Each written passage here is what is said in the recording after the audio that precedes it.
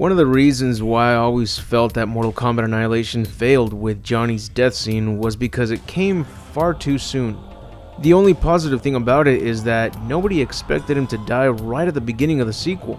It also didn't help that they went with a different actor, but you can't blame the original cast members that chose not to return. They only gave Johnny Cage one line in the film, but in the novelization of the film, Johnny did in fact receive a good amount of attention before his inevitable death. In the novel, after Shao Kahn announces his generals, they each pick an opponent and commence with their invasion. Like with the original video game timeline, Johnny goes up against Motaro, and as each Earthrealm warrior fights Shao Kahn's generals, Raiden takes on Shao Kahn. I've explained this short fight in a separate video since it is very different from what we got in the movie, and there is so much that had to be covered just on Shao Kahn's generals when they're revealed.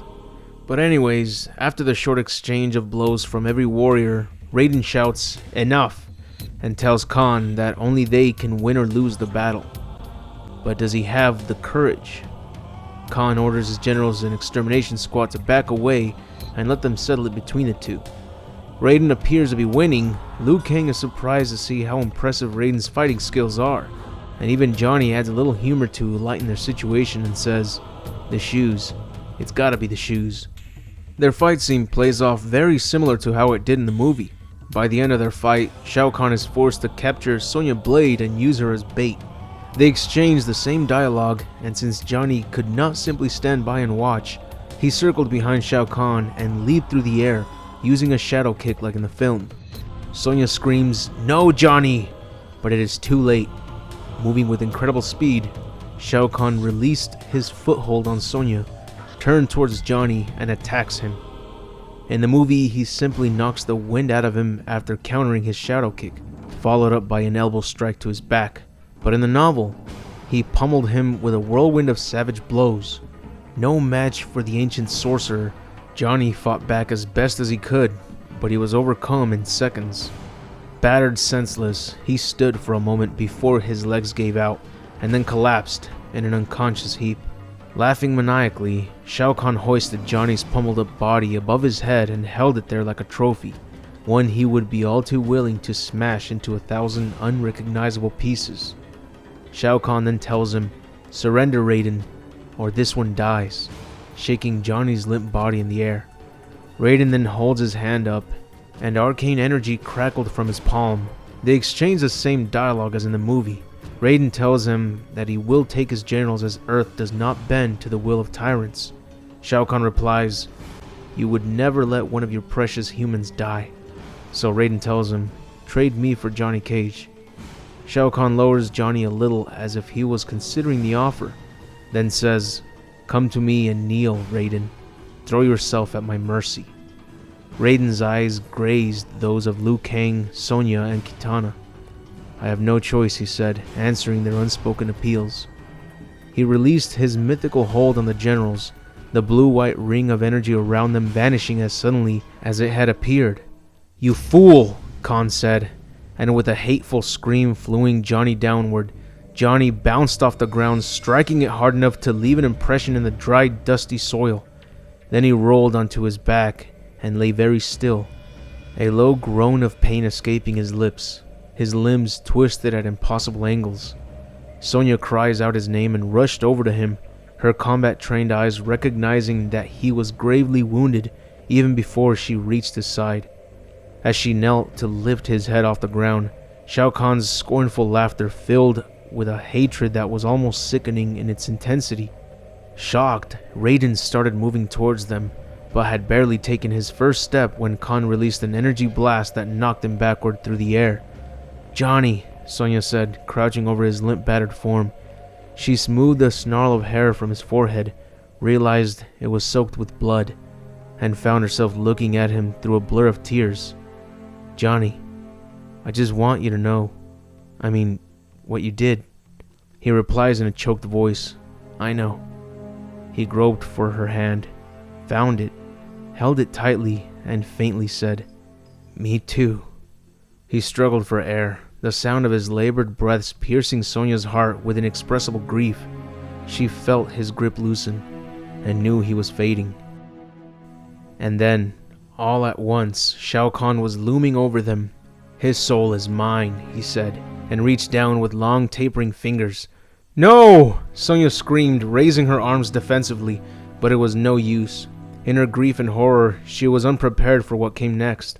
Shao Kahn swung his booted foot savagely into her ribs, knocking her on her side, and then slowly closed his hand above Johnny's body. Seized with convulsions, Johnny arched off the ground, his eyes rolled back into his head, the veins of his temples bulging, his arms and legs twitching spasmodically. Something went out of him, then, vaporous, intangible. It fled his lips like vapor, trembled in the air, and after a brief moment was drawn into Khan's fist, where it flittered between his bony knuckles like a trapped moth. "Let this be a warning," Khan said. "All those stupid enough to be a hero shall bow to me." He raised his clenched fist to his mouth and inhaled deeply, savoring the breath as if it carried the scent of some heady perfume. Watching with stunned eyes, Sonya knew instinctively what was happening. She knew he was consuming Johnny's soul. Imbued with impossible strength, that look of obscene relish still on his face, Khan flipped back up onto the outcropping. "It has begun," he said, and leaped into the portal a split second before it shut, the sound of his disembodied laughter lingering behind him like a curse, growing louder until the ground shook from its rumbling vibrations. Slowly, a grotesque stone gargoyle from Outworld ruptured the earth's crust underneath Johnny, thrusting upward, raising him in its massive arms, forcing Sonya and the others to step back. "Do we just stand here and take this?" Liu Kang said, struggling to keep his balance. Raiden looked around at his young champions. The extermination squad had remained on their side of the portal, and was advancing in a deadly semicircle. "This is not a fight we can win. They outnumber us by 12 to 1, he said. "We must go." He pointed toward a nearby cave, and they ran for it, chased by the Outworld warriors. And that was the death of Johnny Cage in the novel of Mortal Kombat Annihilation. As you can see, it was far more interesting and impactful than it was in the film. As I mentioned earlier, it did come as a surprise to see one of the main characters from the first film get killed off at the very beginning of the movie, down to the first 5 minutes of it.